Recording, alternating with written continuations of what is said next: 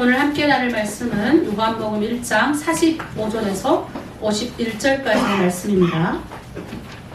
제목을 제가 이렇게 잡아봤습니다. 무화과나무 아래서. 예수님이 이제 나다네엘을 무화과나무 아래에서 불렀기 때문입니다. 복음이 우리 사도 바울이 이야기했던 것처럼 죄인 중에 괴수에게까지 모든 복음이 증거되어지고 또 전해진다고 저는 생각합니다. 또 이런 복음을 우리가 증거해야 될 사명이 우리한테 있습니다. 여러분 믿습니까? 어제 제가 저녁에 새롭게 이번에 들어온 11호방 식구들하고 모임을 잠깐 나눴습니다. 제가 그분들에게 부탁드린 건 딱 하나입니다. 여러분은 원래 하나님의 백성으로서 원래 하나님과 행복하게 살아야 될 그런 사명으로 태어난 사람들인데 죄로 인해서 여러분이 지금 하나님과 멀어졌습니다. 이제 여러분은 예수 그리스도를 여러분 믿음으로 그 하나님의 길을 갈 수가 있습니다. 그리고 이 땅에서 여러분이 왜 살아야 되는지에 대한 아주 근본적인 여러분의 목적과 꿈을 발견할 수 있을 겁니다. 그러면서 저희가 하나로 드림이라는 드림에 대해서 소개를 했어요. 드림이 영어로 꿈이잖아요. 영어로 꿈, 비전이에요. 여러분 꿈이 있습니까? 비전이 있습니까? 그러면 예수 믿는 사람이 꿈이 뭐가 돼야 됩니까? 그것은 바로 우리가 돈을 많이 버는 것도 꿈이 될 수 있고, 어떤 분이 그러더라고요. 북한 분인데 대한민국 와서 빌딩을 자기는 10채 사는 게 소원이래요. 네, 그래서 부동산 공부를 엄청 열심히 하죠. 내가 가만히 보니까 북한 분들 중에 야 이게 부동산 이렇게 해가지고 돈 번 사람 꽤 돼요. 내가 이런 생각에서 나도 그쪽으로 머리를 굴렸으면 나도 좀 뭘 했을 것 같은데, 내가 너무 감사한 게 뭐냐면 그 모든 것이 결국은 이 땅에 있는 꿈이라면 아무 유익이 없다. 왜 죽어서 그 빌딩 10채를 가져갈 것도 아니고 북한의 10채를 옮겨갈 것도 아니고, 우리의 꿈은 이 땅에서 하나님의 나라를 이루어 드리는, 하나님이 이 땅에 우리를 보내신 그 목적을 이루어 드리는 것이 우리의 꿈이 되어야 될 줄 믿습니다. 그 꿈의 그러니까 출발점이 뭐냐면, 첫 시작은 뭐냐면 바로 예수 그리스도를 내가 믿는 것이겠죠. 그리고 그 믿는 그 제자로서의 삶을 살아가서 다른 사람에게 또 역시 복음을 증거하는 것인 줄 믿습니다. 그래서 여러분 씨 뿌리는 자의 비유, 성경에 보면 예수님이 말씀하신 비유가 있어요. 네 가지 비유가 있는데 그 중에 여러분 알다시피 어떤 밭은 이렇게 돌밭이 돌밭, 또 어떤 밭은 가시떨기밭, 또 어떤 밭은 길가인데 하도 사람들이 밟고 지나가가지고 딱딱해요. 이건 내가 봤을 때 돌보다 더한 것 같아. 하도 사람이 밟고 지나가가지고 잘 뭐 심으려고 해도 이건 돌은 그냥 걷어내면 심을 수 있는데, 이놈의 이거 내가 이런 사람 많이 만났어요. 하도 그냥 이 사람 저 사람 다 지나가가지고 그냥 그 마음에 딱딱 걷어가지고 송곳 하나 들어갈 힘도 없는 그런 밭. 그런데 예수님이 좋은 밭이 있다는 거예요. 그 밭에 심었더니 30배, 60배, 100배의 결실을 맺었더라. 그런데 중요한 것은 이 좋은 밭을 심기 전에 하나님이 우리에게 은혜를 먼저 부어주십니다. 씨가 들어가기 전에. 그 은혜는 우리가 하는 것이 아니라 하나님이 성령을 통해서 먼저 은혜 받는 거예요.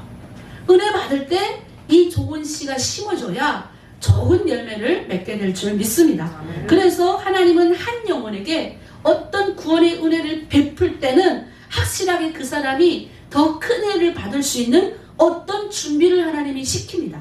예를 들어서 우리 씨 갈 때, 씨를 부를 때 먼저 뭐 하죠? 옛날에 우리 시집에서 뭐 하나 하면 봄에, 북한에서는 소에다가 멍에를 탁 지우고 트럭터로도 기름이 없으니까 못 가요. 어떤 때 가봤더니 소에다 멍에 지우는 건 좀 괜찮은 거예요. 사람이 앞에서 가요. 사람이 북한에서. 제가 농촌지역 갔을 때 근데 뭐예요? 어쨌든 밭을 그 사람의 마음을 가는 거죠. 그게 바로 성령이 하십니다. 그래서 우리가 복음을, 저는 두려워하지 말라고 말해주고 싶어요. 우리가 복음을 전해야 될 사람들은 여러분 악한 원수도 될 수 있지만 대부분의 사람들이, 저는 그렇게 기도해요. 사실 도덕적으로 성실한 사람들, 그리고 또 굉장히 이 세상에서 인격적으로 잘 되어 있는 사람들, 이런 사람들에게 우리가 복음을 증가할 가능성이 더 많다는 겁니다. 정말 악독한 사람들, 살인 흉수라던가 정말 이런 사람은 정말 도저히 복음이 들어갈 수 없는 죄인 중에 정말 괴수인 같은 사람들한테는 우리처럼 연약한 믿음들에게 하나님이 복음 증거하게 안 하세요. 그런 사람은 또 저처럼 산전수전 공준전, 제비전까지 겪은 아주 이런 죽음의 불거든이 왔다 갔다 한 사람들에게 주시지, 대부분의 우리가 복음 증거를 우리가 안 하는 거지, 할 수 있는 하나님이 은혜를 다 우리에게 부어주신 줄 믿습니다. 오늘 그 이야기를 여러분에게 하고 싶은 거예요. 여러분, 그래서 나다나엘을 주의 깊게 오늘 살펴봐야 돼요. 저는 먼저 나다나엘의 인물됨에 대해서 살펴보고자 합니다. 우리 성경 한번 읽어볼게요. 우리 47절 말씀 읽습니다. 시작. 예수께서 나다나엘이 자기에게 오시는 것을 보시고 그를 가리켜 이르시되 보라, 이는 참으로 이스라엘 사람이라. 그 속에 간사한 것이 없도다. 어떤 심령들은 나면서부터 약간 삐뚤어진 뱀 같은 심령이 있어요. 그런데 오늘 성경에 등장하는 나다나엘에 대해서는 예수님이 뭐라고 하냐면 간사한 것이 없다라고 돼요. 제가 이제 그 예수님을 믿다 보니까 우리가 이제 그 사람들을 좀 많이 만나잖아요. 근데 이렇게 만나다가 대화하다 보면 약간 저랑 안 맞는 사람이 있어요. 어떤 분이 저한테 그러더라. 목사님은 너무 자기 속을 너무 다 드러내 보인다고. 그렇게 속을 드러내 보면 목사님을 이용할 사람들 되게 많다고. 기분 나빠요, 그런 말 들으면. 그래서 제가 그러죠. 제가 그렇게 멍청하지 않습니다. 하나님이 저를 멍청하지 않도록 만들어 주셨습니다. 나를 이용한다 할지라도 하나님 이용당하지 않는 그런 피할 길을 열어주십니다. 이런 간사한 것이 이상한 거예요. 이 말 저 말 재고 그렇게 한 것이 더 이상한 거예요. 예수를 믿고 성경, 우리가 하나님을 진짜 진실되게 아는 우리 영이 통하는 사람끼리 만나면 뭐가 있어야 되는 줄 아세요? 서로 통하는 것이 있어요. 통하는 사람은 뭐예요? 내가 보면요, 내 주변에 있는 사람들을 간사한 것이 없어요. 제가 설명을 다 이름은 밝힐 수 없지만 이 목사님, 네? 누가 밝혔더니 자꾸 이름 밝힌다고 유튜브 나가는데 그 이름 밝히면 되냐 이러거든. 난 밝히고 싶어서 막 입에서 근질근질하는 이 목사님, 유 목사님, 우리 박 목사님, 네? 우리 김 장로님, 얼마나 간사한 것이 없는 거예요. 왜냐하면 통하니까 간사한 것이 없으니까 맞는 거예요. 제가 그런 이야기를 들으면 조금 속상하기도 하지만 중요한 것은 저는 여러분에게 복잡하게 얽혀있는 마음이 어두워진 그런 사람들과 우리들의 가는 방향은 분명히 다르다. 여러분, 그걸 분명히 아실 줄 믿습니다. 저희가 중국에서 선교사님 통해서 많은 복음의 은혜를 들었는데 그중 적지 않은 많은 사람들이 자칭 선지자라 하는 사람들이 되게 많았어요. 자칭 목사, 자칭 선교사라는 사람들이 와서 정말 탈북민 여성들의 인권적으로 유린한 사람들도 있었어요. 목사님이신데. 제가 이루 말할 수 없어요. 그런 말 하려면 감히 말하지만 무슨 말 제가 하고 싶으냐면, 여러분, 우리가요 예수 믿는다고 하지만 정말 믿는지를 봐야 되고요, 정말 간사한 사람은 피해가길 부탁드리겠습니다. 그래서 우리는 생각이 일치하는 유리처럼 투명한 어린아이가 되어야 됩니다. 왜? 예수님이 그랬잖아요. 수많은 사람들이 예수님께로 막 오는데 어른들이 그래요. 야야야, 너네 어린아이들 절로 가. 너네 뭐 들을 게 있어서. 근데 예수님이 그 어린아이를 다 안으시고 자기 무릎에 앉히면서 이렇게 말씀하세요. 너희가 어린아이 같지 않으면 결단코 천국에 들어갈 수 없느니라. 여러분 어떻게 생각하세요? 복잡다당한 대한민국 와서 제가 별로 공부도 잘 못해요. 여러분 정말 제가 대한민국 와가지고 공부 열심히 했는데 영어 예전에도 간증했지만 밤새 자지 않고 공부했어요. 그때는 젊어도 자지 않아도 안 피곤하더라고요. 세상에 영어 시험을 봤는데 난 하나도 맞지 않았어. 너무너무 속상해가지고 구춘 기도탑에 올라가가지고 엉엉 울었던, 저도 그런 흑역사가 있어요. 내가 무슨 말을 하고 싶냐면, 하나님은 머리 좋고 비상해서 쓰시는 것도 있지만 오히려 투박하고 머리 좀 나처럼 나빠도 하나님이 쓰신다. 여러분 그래도 저보다 영어 단어 많이 아시잖아요. 저도 북한에서 영어 꽤 발에 배웠다고 생각했는데 그 비참한 것은 이루 말할 수 없어요. 그런데 놀라운 것은 제가 지금 박사까지 공부하고 있지 않습니까? 하나님의 은혜인 줄 믿습니다. 그래서 여러분, 우리는 때로는 순수한 마음을 하나님께 우리가 부탁해야 될 줄 믿습니다. 그래서 도마처럼 우심이 많은 사람, 그 다음에 증거를 받아들일 수 없는 그 증거 앞에 굴복할 때까지 막 하는 사람, 사실 힘들어요. 빨리빨리 순종하는 것이 자기에게 이로워요. 이왕 예수 믿는 거, 아멘? 이왕 예수 믿는 거 빨리빨리 순종하여 주실 줄 믿습니다. 그런데 오늘 나다나엘에게 빌립이라는 사람이 와서 딱 그러는 거예요. 야, 우리 메시아를 만났어. 막 이렇게 이야기를 해요. 자, 여러분 생각해봐요. 제가 또 한 가지 알려드릴게요. 메시아를 만났다라고 빌립이 말했는데 전혀 메시아에 대해서 기대하지 않았던 사람은 그래? 지나갔을 거예요. 그런데 기대를 했다는 거예요. 기대를. 제가 정말 너무나도 어렵고 힘들었던 중국의 그 환경 가운데서 그 전에 이미 하나님을 제가 성경을 통해서 그 다음에 알았어요. 그런데 누구도 저에게 그 하나님에 대해서 구체적으로 설명해 줄 사람이 없었어요. 그냥 하나님 믿어. 그냥 성경 읽어. 그냥 교회 나와. 근데 어느 순간부터 너무너무 갈망하는 거예요. 내 인생이 풀리지 않는 거예요. 내가 왜 중국 땅에 왔는지 이해가 안 되는 거예요. 북한에서 그냥 살아도 되는데 왜 부모님들이 원망스러운 거예요. 중국 와보니까 우린 거지야. 친척들도 우리를 막 비난하는 거예요. 내가 할 수 있는 출구는 다 닫혀져 있었어요. 너무너무 누가 나를 이 구렁텅이에서 건져줄 사람이 필요한 거예요. 그런데 드디어 누가 딱 나타난 거예요. 뭐라고 그러냐면 그 하나님을 우리가 만났으니 그 예수를 송자매도 만났으면 좋겠습니다. 이러는 거예요. 내가 그러면 그 하나님을 어떻게 만나면 됩니까? 송자매를 중국으로 인도한 그분은 하나님이십니다. 저한테 제가 지금 정치범 실험소 가신 우리 주모세 전도사님 그때 저한테 그 말을 하셨어요. 무슨 말을 제가 하고 싶냐면 기대. 어떤 나다나엘은 기대를 했고요. 당시 이스라엘에 로마의 식민지로 있었어요. 그런데 또 이 나다나엘은 뭘 기대했냐면 구약의 모세오경을 통해서 선지자를 통해서 예언자들을 통해서 메시아가 반드시 와서 너희들을 회복할 것이야 라는 분명한 메시지를 이 사람은 기대한 거예요. 기대하는 사람이 뭐가 이렇게 딱 우리가 기도하는 사람이 뭔가 딱 나타날 때 야 이거 기도응답이다 이렇게 하지 기대도 안 하고 기도도 안 하면 뭐가 나타나도 그것이 하나님이 준 줄을 몰라요. 기대를 하기 때문에 어때요? 이거 하나님이 주셨네? 난 일주일 동안에 내가 그랬잖아요. 신앙인을 살면서 간증이 있어야 돼요. 그 간증은 뭐냐면 내가 기도한 것이 짠 하고 나타나는 거예요. 하나님이 그렇게 하여 주실 줄 믿습니다. 나다나엘이 그런 거예요. 나도 누가 나 이 그렁통에서 빠지게 해줬으면 좋겠어. 그런데 갑자기 나타나서 그분이 그 하나님이 당신을 구렁텅이에서 이끌어내신다는 거예요. 놀랍지 않아요?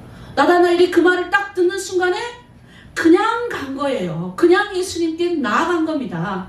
여러분 오늘도 끊임없이 우리는 예수 다 믿었으니까 이제 나는 천국만 가면 돼. 근데 뭔 기대를 또 해? 여러분 그건 신앙인의 자세가 아니에요. 그거는 예수 그리스도의 제자의 자세가 아닙니다. 매일매일 우리는 기대해야 됩니다. 매일매일 나를 위해서 십자가에 구원해주신 그 예수님을 어떻게 증거할까? 나의 삶을 통해서 어떻게 나타나게 할까를 고민해야 돼요. 그게 딱 목회자가 아니래도 상관없습니다. 오히려 저는 평신도가 복음을 더 많이 증거하지 사실 목사는 설교 준비하고 목양하느라고 전도 잘 못해요. 진짜예요. 제가 오죽하면 이 목사가요 정신 안 차리면 나중에 있잖아요. 정말 하나님한테 가서 천국 문 앞에 가서 이렇게 발 동동 구를 수도 있어요. 정말 복음이 증거하는 건 평신도가 더 많습니다. 그래서 여러분이 결국은 그 간절한 열망이 진리이신 예수 그리스도께로 인도되어야 될 줄 믿습니다. 자, 그러면 사실은 두 번째로 우리가 주목해야 될 것들이 또 있습니다. 뭐냐면 예수님이 이제는 나다나엘을 보셨다는 거예요. 우리 한번 성경을 한번 보도록 하겠습니다. 자, 우리 47절, 48절 다 함께 읽습니다. 예수께서 나다나엘이 자기에게 오는 것을 보시고 그를 가리켜 이르시되 보라 이는 참으로 이스라엘 사람이라 그 속에 간사한 것이 없도다. 나다나엘이 이르되 어떻게 나를 아시나이까? 예수께서 대답하여 이르시되 빌립아 너를 부르기 전에 내가 무화과나무에 있는 것을 내 보았노라. 보았노라 두 번 나왔어요. 47도에도 내가 보시고 빌립이 오는 것을 보시고 두 번째로 보았노라. 제가 여러분에게 말씀드리고 싶은 거 있어요. 하나님이 보시는 순간 끝나요.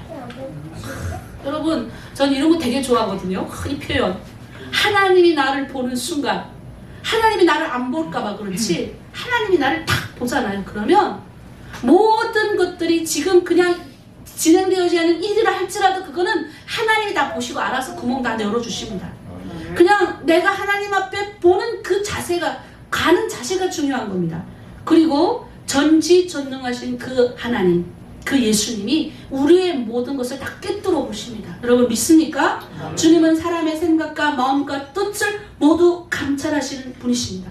그래서 책을 펼치듯이 그 나다나엘의 성격을 다 아셨던 거예요.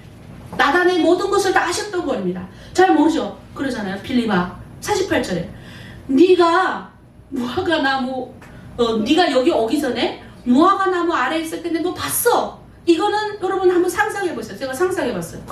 상상하니까 내가 예전에 생각하지 못했던 것들이 막 나오더라고요. 예전에 빌립이 그냥 무화과 나무에 있었는데 뭐 예수님 그냥 바뀌었지 이 정도가 아니에요. 빌립이 무화과 나무 무화과 나무는 그냥 빌립은 기도의 공간일 수 있어요. 나만이 누구한테도 말하지 못하는 이런 걸 말하면 창피스럽고 이런 걸 말하면 왠지 내가 조금 그런 나만의 비밀을 하나님께 말했을 수도 있어요. 여러 가지 그런 공간이 바로 무화과 나무 아래예요. 여러분 이거는 오직 누구만 아는가? 하나님과 나만 아는 비밀이에요. 하나님과 나만 아는 비밀. 제가 중국에 있을 때 바닷가에서 기도했어요. 사실은 어느 날 지금 정치범 수용소 가신 윤영옥 사모님 북한에서 공식적으로 총살을 당하셨는데 이분이 북한 강연회에도 나오거든요.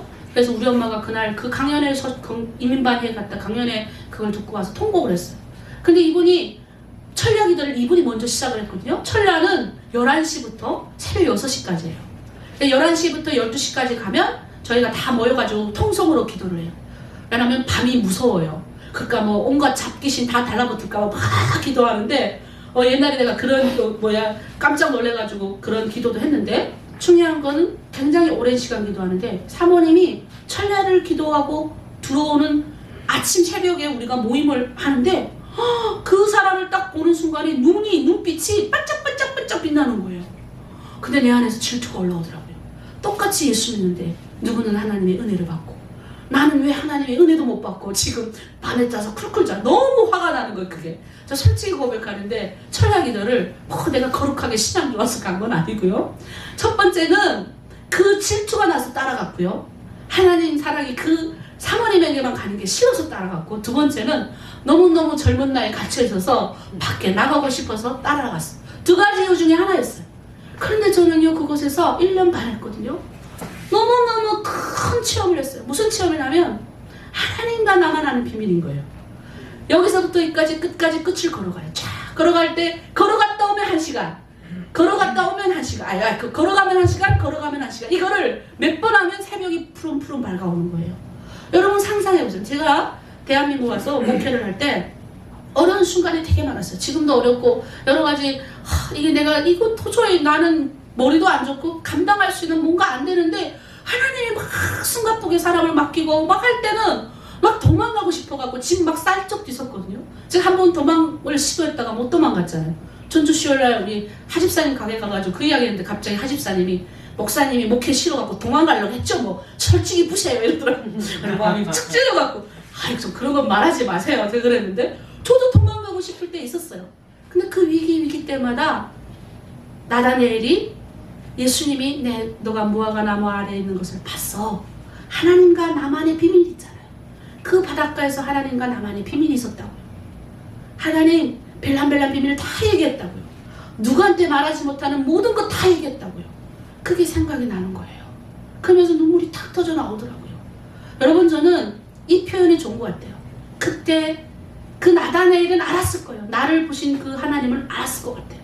여러분 저는 하나님과 예수님과 자기만의 어떤 비밀이 있어야 된다고 생각해요. 그게 나를 지탱해주는 힘이 될 수가 있어요. 그래서 나를 보시는 그 주님을 여러분이 꼭 만났으면 좋겠어요. 그럼 어떤 줄 아세요? 눈물이 나요. 눈물이 난다니까요. 그 하나님 앞에 엎드리면 나를 사랑하시고 나를 축복하시고 나 혼자만 살고 잘 살게 하는 것이 아니라 당신의 그 비전을 보여주시는 거예요. 당신의 그 마음을 우리에게 주시는 거예요. 그러면 나도 모르게 막 눈물이 나면서 주님 그렇게 살게요. 주님 그렇게 할게요. 사실 우리는 연약해요. 우리가 뭐 그렇게 대단한 존재가 아니고 연약하고 부족해요. 그런데 그 주님의 마음을 우리 안에 담는 순간 우리는 위대한 멋있는 사람이 되는 겁니다. 여러분 믿습니까? 네. 그래서 꿈을 큰 비전을 가집시오. 그 세계를 위하여 기도합시다. 큰 비전을 가집시오. 이런 이야기를 우리가 많이 들어요.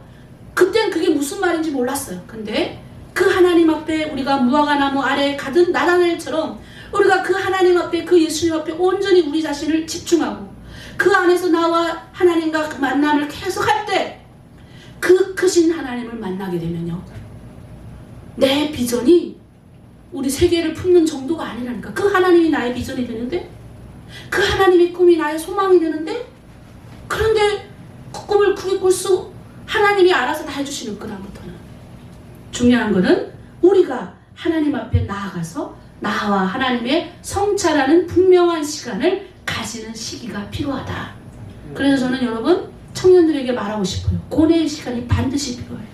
잘된 지금 20대 저번에 우리 저기 교회에 있을 때 그 앞에 보면 아주 차를 삐까뻔쩍하게 이렇게 해주는 그거 뭐라고, 차 수리 아니고 페인팅 해주고 이렇게 하는 게 있어요. 오늘날 차 아주 외제차 제가 차 타고 다니면서부터 이 차를 알았어요. 오늘날 멋있게 생긴 차가 탁 도착하더니 문이 딱 열고 아주 잘생긴 청년이, 영화배우같이 생긴 청년이 딱 내리더라고요. 그래 보니까 차가 너무 멋있고 영화배우인데 한 20대 초반이나 됐을까? 관리를 잘해서 그런지 모르겠는데 그냥 나 이렇게 지내고 그다음에 이제 이 차가 떠났어요. 근데 그게 이제 자주 다니다 보니까 거기 이제 아저씨가 아는 거예요. 그 아저씨가 저거 리스 차량이에요. 그러더라고. 나 리스가 처음에 무슨 말인지 몰라요. 여러분도 모르겠죠? 리스 차량 몰라요? 이거 대한민국 분들 나보다 모르나? 리스가 빌리는 차량. 빌리는 거. 여러분 20대에 뭔가 겉멋이 이렇게 중요한 게 아니라는 거예요. 20대는 고뇌해야 돼요. 20대는 발버둥쳐야 돼요. 20대는 없어봐야 돼요. 20대는 도전했다 부딪혔다 실패도 해봐야 돼요. 근데 그게 정상 아닙니까? 그리고 요즘 30대도 늦지 않아요. 여러분 요즘 100세 시대예요. 30대에도 좌절할 수 있어요. 부딪혔다 넘어질 수 있어요. 그까짓 거. 30대 전 돈 한 푼 없어가지고 대한민국 쌀 떡 떨어져가지고 하나님 앞에 계속 철야했었어요. 그게 뭐 어때서요? 중요한 건 뭐냐면 고뇌와 고통과 어려운 시기가 왔다 할지라도 하나님 앞에 내가 몸부림치는 그 시간을 하나님이 그리스도인이라면 반드시 주셔요. 근데 그 시간을 내가 싫어. 내가 예수 믿는 건 좋은데 나는 이런 고뇌와 고통의 시간이 싫어. 도망가고 싶어. 도망가죠? 그럼 여러분 40대 오고 50대 오고 계속 그거 반복이 돼요. 왜냐면 하나님은 나를 위한 기대가 있잖아요. 그 이겨낼 때까지 훈련을 준다니까요. 그럼 그거를 반드시 이겨내시는 어떤 우리 안에 훈련이 필요합니다. 또 많은 영적인 훈련을 주실 때는 우리 북한 가야 되잖아요. 여러분 제가 40대 됐는데 엄청 사람 시달림 많이 받아요.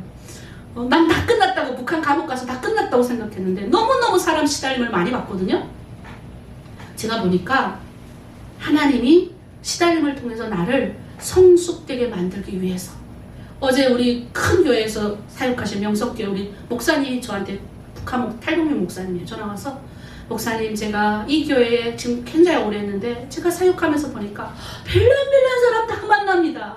내가 이해가 되는 거예요. 그 사람 시달림을 받는. 근데 그 사람이 마지막에 저한테 뭐라고 그러냐면, 목사님 저는요 제가 이걸 겪는 걸 알아요. 왜? 통일이 됐을 때 우리 북한 나가면 별난 사람들이 많을 건데 지금 미리 여기서 겪어야지. 통일돼서 북한 가가지고 하나님이 사역을 맡겨줄 때 그때 가가지고 사람하고 부딪히고 저 사람하고 부딪히고 해봐요. 어떻게 하나님이 일이 진행이 되겠습니까? 그래서 하나님이 우리에게 이런 어떤 시간을, 어둠의 시간을 허락하시는 줄 믿습니다. 많은 훈련을 여러분 받으실 줄 믿습니다. 그런데 여러분 아셔야 되는 것은요, 주님께서 주님의 사랑의 끈으로 우리가 좌절하지 않고 넘어지지 않도록 반드시 우리를 꽁꽁 싸맨다는 사실 여러분 아셔야 됩니다. 여러분 혼자인 것 같죠? 좌절스럽고 외롭죠? 절대 혼자 아닙니다. 반드시 하나님은 피할 길을 열어주셔. 다 막혀있는 것 같아도 하나님이 피할 길은 반드시 있습니다. 저는 그때가 여러분들 반드시 간파하시고 주님이 우리를 보실 때 행복하다라고 느끼는 그런 예수 믿는 신앙인이 되실 줄 믿습니다. 세 번째로 나다나엘의 믿음입니다. 그는 예수님을 기쁘게 영접합니다. 뭐라 그러는지 우리 한번 볼게요. 49절 다 함께 읽습니다. 시작. 나다나엘이 대답하되 랍비여, 당신은 하나님의 아들이시오, 당신은 이스라엘의 임금이시로소이다. 앞에서 이야기한 것처럼 나다나엘이 하나님 외에는 알 수 없는 비밀을 하나님과 공유했잖아요. 여러분 이게 요한복음이 특이하게 이런 이야기가 또 있어요. 이제 조금만 넘어가 몇 장 뒤에 우물가의 여인이 나와요. 근데 예수님이 이때도 똑같은 이런 비슷한 이야기를 해요. 요한복음을 따져보면 이런 이야기 되게 많은데 요한복음에서 뭐라고 이야기하냐면 우물가의 여인이 나왔어요. 근데 딱 그러는 거예요. 예수님이 아무 말도 안 하시다가 너 남편이 5명 있는데 지금 있는 남편도 너 남편이 아니야 이러는 거예요. 이건 누구만 알아요. 이거 알려준 적도 없잖아요. 네? 그 5 모르죠. 이 여자 이사하다가 여기서 이사하고 여기서 살았는지도 몰라요. 그러니까 지금 남편만 사는 걸 알지만 그 전에 5명의 남편이 있었다는 거는 누가 알아요? 아무도 모르잖아요. 그런데 이 하나님이 아시는 거예요. 이 예수님 그러니까 이 여자가 깜짝 놀라서 아니 내가 이런 여자인 줄 아는 거를 어떻게 당신이 내가 봤을 때 당신은 그냥 평범한 사람이 아니고 그 하나님이신 것 같다고 동네에 들어가가지고 메시아가 왔다고 막 소리치면서 나오라고 그러잖아요. 그리고 동네 다 전도하잖아요. 똑같은 하나님이 이렇게 들어보시는 작업 또 있어요. 우리가 요한복음 4장 29절에 앞에 제가 이야기했던 경우 삭개오도 같은 경우예요. 삭개오가 얼마나 돈을 착복했어요. 많이 착복했잖아요. 삭개오 이야기도 나오죠. 착복했는데 삭개오가 키가 작아서 이제 예수님이 다 지나가는데 못 보니까 나무에 올라가잖아요. 그래가 이렇게 내다보니까 예수님이 딱 그러잖아요. 내가 오늘 내 집에 유화해야 되겠다. 착복한 걸 물론 알지만 착복한 거를 다 아는 분은 누구예요? 하나님이잖아요. 이런 구조가 이 안에 있습니다. 복음은요, 전 이렇게 생각해요. 은밀한 일을 낱낱하게 먼저 드러냅니다. 복음을 받기 전에 우리 기독교인이 되기 딱 전에 우리 먼저 하나님이 죄를 회개할 수 있는 기회를 주셔요. 그래서 제가 처음 들어갔을 때 우리가 전도사님이 그러시더라고요. 죄 회개하래. 근데 아무리 생각해봐도 제가 회개 생각이 안 나는 거예요. 그러니까 기도하라는 거예요. 하나님, 내가 죄를 회개할 수 있도록 하나님 도와주세요. 이렇게.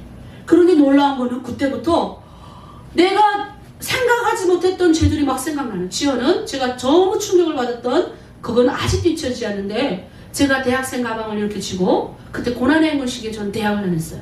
쥐고 이렇게 걸어가는데 아이가 그때 빵 하나에 5원이었어요. 근데 석탄 요만큼 북한은 이제 그 함경도 쪽은 갈탄을 씁니다. 반짝반짝 빛나는 아주 갈탄 쓰고 그 다음에 이제 평남도 이쪽은 무연탄에서 여기서처럼 이렇게 연탄을 찍는 것처럼 이렇게 쓰고요. 위에는 북한은 갈탄이 많아요. 아주 좋아요, 갈탄이. 그래서 그 갈탄이 요만한 한 뭉태기 5원인 거예요. 근데 얘가 힘이 없어요. 팻말 하나 썼어요.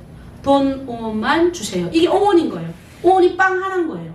근데 내가 그 앞을 아무런 감정이 이렇게 가진 것이 없어서 우리보다 좀 멋있게 잘 차려입지 못해서 그런 불쌍함 때문에 우리가 복음을 북한에 증거해야 된다면 여러분 잘못된 생각이에요.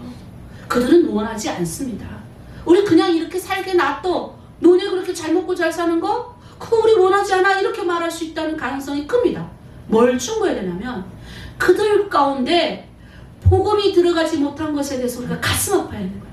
그렇게 죽으면 그 아이가 지옥에 갔을 거잖아요. 그런데 나는 뭐예요? 아무런 감정이 없이 그 외면에서 지나간 죄.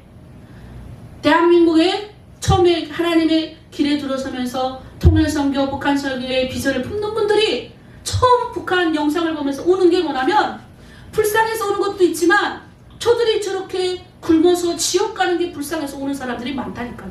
그래서 처음에 북한선교 뛰어드는 분들이 처음에 뭘로 뛰어든 줄 아세요? 불쌍함 때문에 뛰어드는 거예요. 좀 많아졌으면 좋겠어요. 요즘 대한민국 청년들이 통일해서 뭐하냐 이런 말을 하고 있잖아요. 여러분 장기적 안목에서 보면 통일하지 않으면 우리나라는 섬나라 돼요. 섬나라. 우리는 괜찮은데 섬나라 된다니까요. 그러면 우리는 어떻게 해야 돼요? 정말 복음의 핵심을 가진 예수 믿는 사람들이 많이 나와야 돼요. 통일에 대해 우리 앞으로 살 길은 통일밖에 없어요. 근데 그 통일을 어떻게 하느냐 하는 거예요. 정치적인 통일? 그거는 또 불쌍한 통일이 될 거예요. 그런데 우리가 예수 그리스도 믿는 이런 운동, 하나님의 사람들이 믿는 사람들이 하는 운동이 이 남과 북의 통일을 빨리 이루어질 줄 믿습니다.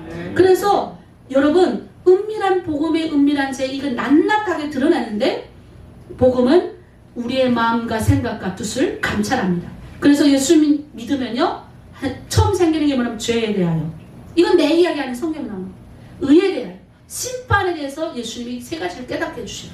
죄 뭐예요? 너 죄인이야. 너는 죽을 수밖에 없는 영원한 죄성을 가지고 있어. 의인 거예요. 하나님의 뜻대로 너희는 살아야 돼. 그 목적이 그게 너의 비전이야. 심판. 마지막 죽기 전에 너희는 죽는 것이 아니야. 반드시 심판주 앞에 서게 돼. 그리고 너희는 그것에서 선택할 수 있어. 너희가 이 땅 가운데 하나님의 백성으로 살았을 때 죽음 이후에 하나님이 더 큰 하나님의 축복이 있어. 이런 이야기를 하는 거예요. 그게 뭐냐면 세 가지를 반드시 예수 믿는 사람에게 주십니다. 그게 지금 없다. 그러면 그게 지금 내 마음에 믿어지지 않는다면 교회에 10년, 20년 앉아있어도 아무 의미 없어요. 아무 이게 문제가 안 되는, 이게 큰 심각한 문제라니까요.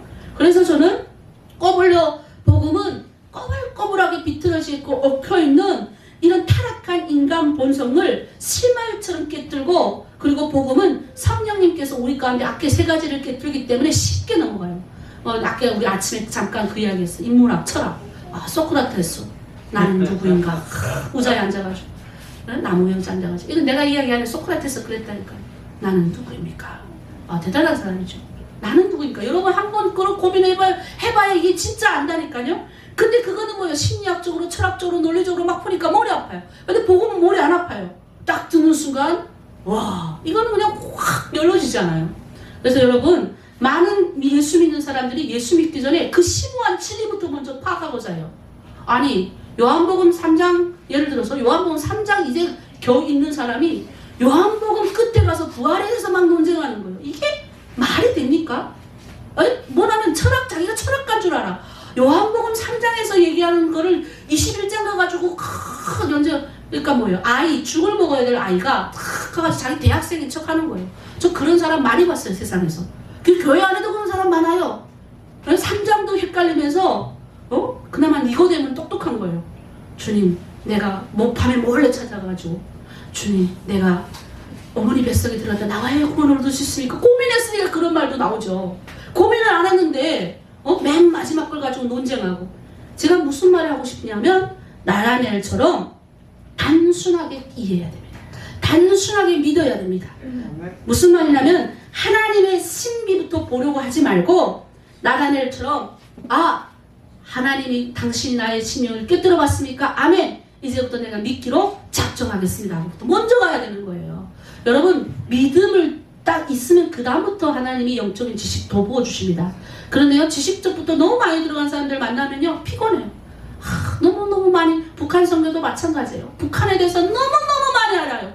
아이고, 저보다 더 CBM 그 다음에 무슨 북한에 관련된 정보는 엄청 많으신데 만나보면요 한 영혼을 구원할 수 있는 아무런 가슴이 없어요. 사랑이 없어요. 그게 어떻게 선교할 수 있는 자세입니까?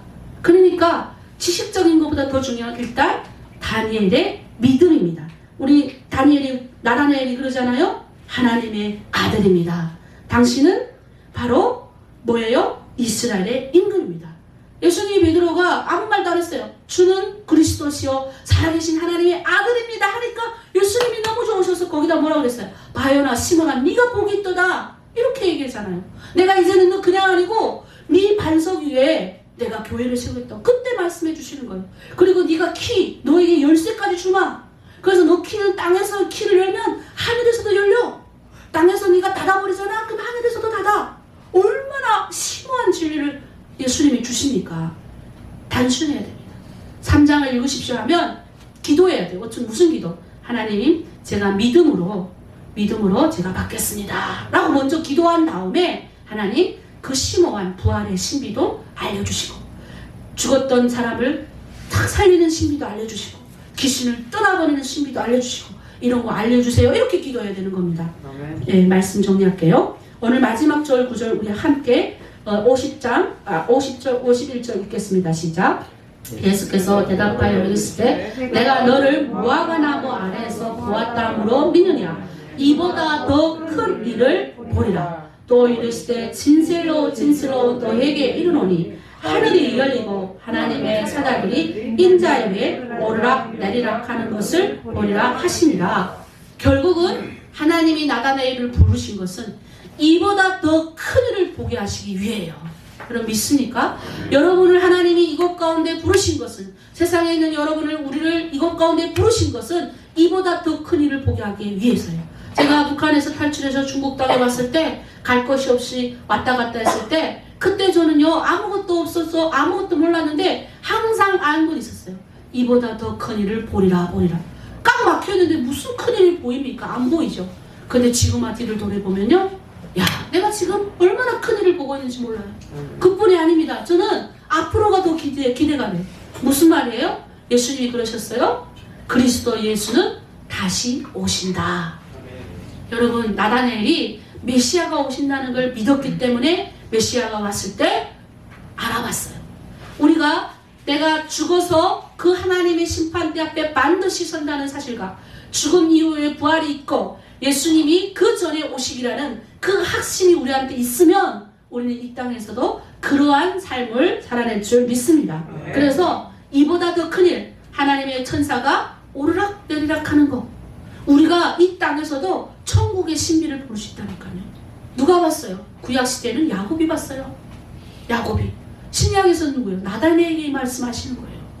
네? 하나는 사기꾼이고 하나는 꾀돌이고 아주 복잡다당한 사람이고 하나는 간사함이 없는 자. 무슨 말이에요? 연결하면 그런 사람을 하나님이 간사함이 없는 사람을 만드실 때 하나님의 신비를 보게 되는 겁니다.